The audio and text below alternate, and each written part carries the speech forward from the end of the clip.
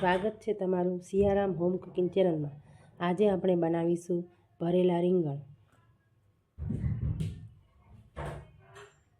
એના માટે આપણે પહેલાં ચણાનો લોટ શેકી લઈશું।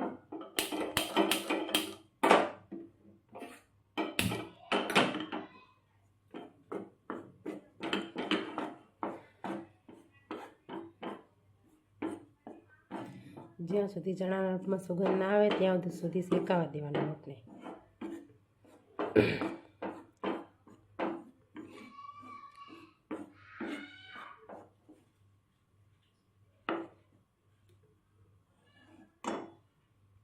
જ્યાં સુધી આવો કલર થઈ જાય ત્યાં સુધી લોટને શેકાવા દેવાનો। હવે આપણે લોટને નીચે ઉતારી લઈશું। જ્યાં સુધી આપણો લોટ ઠંડો થાય ત્યાં સુધી રીંગણને કટ લગાવી દઈશું। આવી રીતે જોઈ લેવાનું રીંગણની અંદર કીડા ન હોય।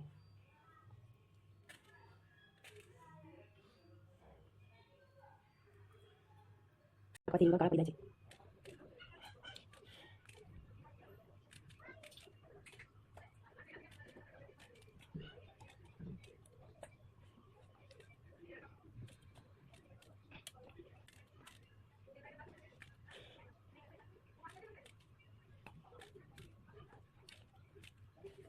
હવે આપણે મસાલા બનાવી લઈશું।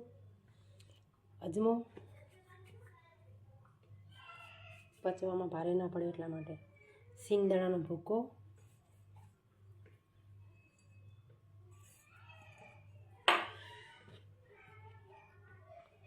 ધાણા જીરું પાવડર,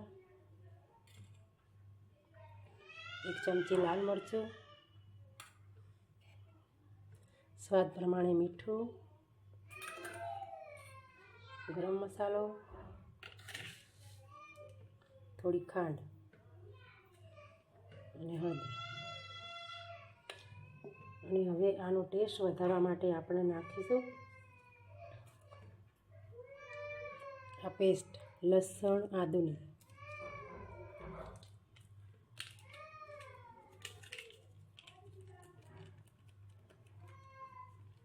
આવી રીતે આ પેસ્ટ નાખીને તમે બનાવશો એટલે ભરેલા રીંગણાનો ટેસ્ટ એકદમ વધી જશે।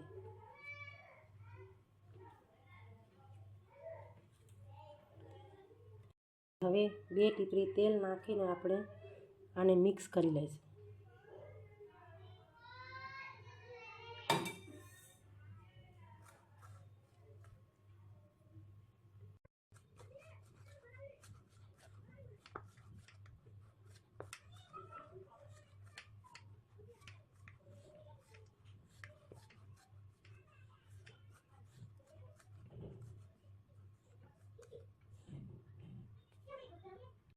હવે આપણે રીંગણામાં મસાલો ભરી લઈશું।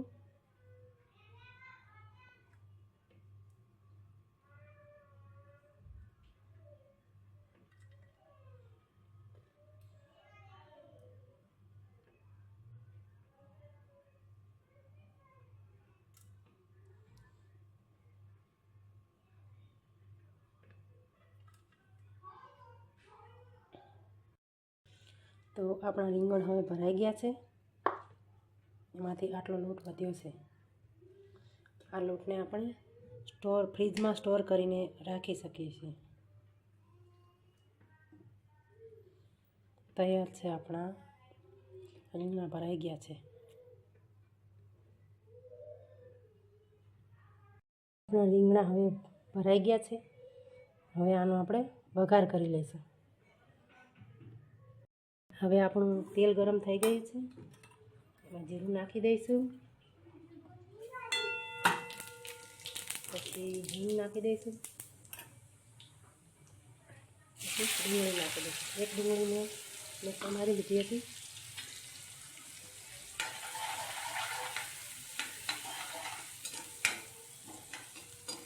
ડુંગળીને થોડી વાર સાંતળવા દઈશું, લાલ થઈ જાય ત્યાં સુધી। હવે આપણે આમાં ટામેટાં નાખી દઈશું અને થોડું હલાવી દઈશું।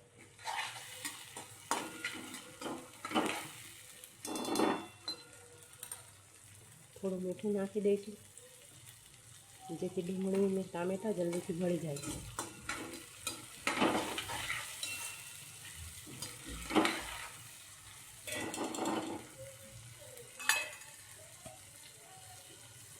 એ થોડી વાર ગેસ ધીમો કરીને ઢાંકીને મૂકી દઈશું જ્યાં સુધી આપણે ડુંગળી ને ટામેટાં ગળે ત્યાં સુધી.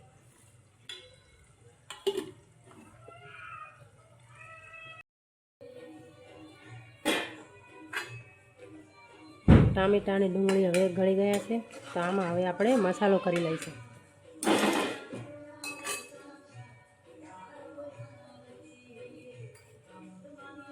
મરચું, મીઠું આપણે પહેલાં નાખી દીધું એટલે હવે નહીં નાખીએ. હળદર, ગરમ મસાલો,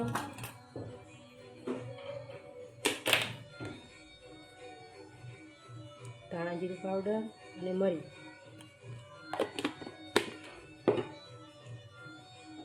આમાં પણ આપણે આદુ લસણની પેસ્ટ ઉમેરીશું. હવે આને મિક્સ કરી લઈશું. ગેસ થોડો વધારે કરી દઈશું આપણે.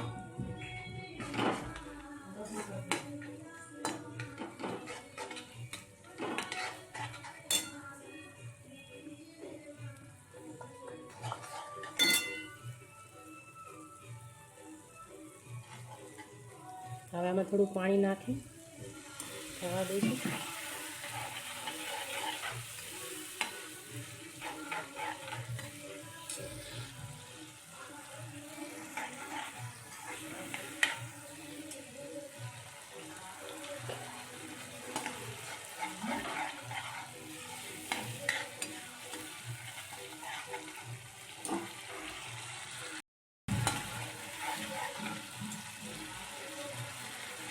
આપણો મસાલો થઈ ગયો છે, તો આમાં પાણી નાખી દઈશું.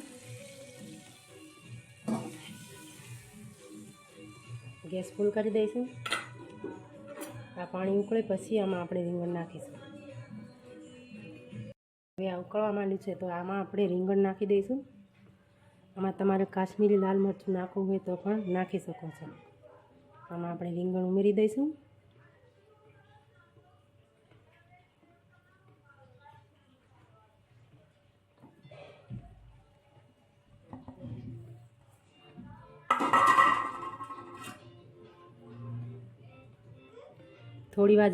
થોડી વાર એમ જ રહેવા દેવાનું, હલાવવાનું નહીં, નહીંતર લોટ બધો નીકળી જશે. ઢાંકીને રાખી દઈશું.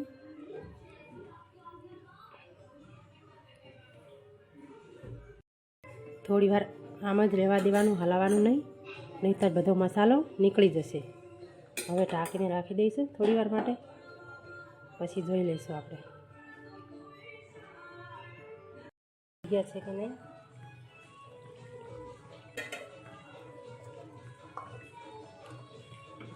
આપણા રીંગણ ચડીને મસ્ત થઈ ગયા છે.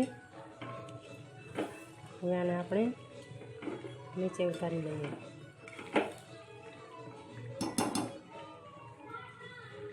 હવે આમાં આપણે ધાણા નાખી દઈશું.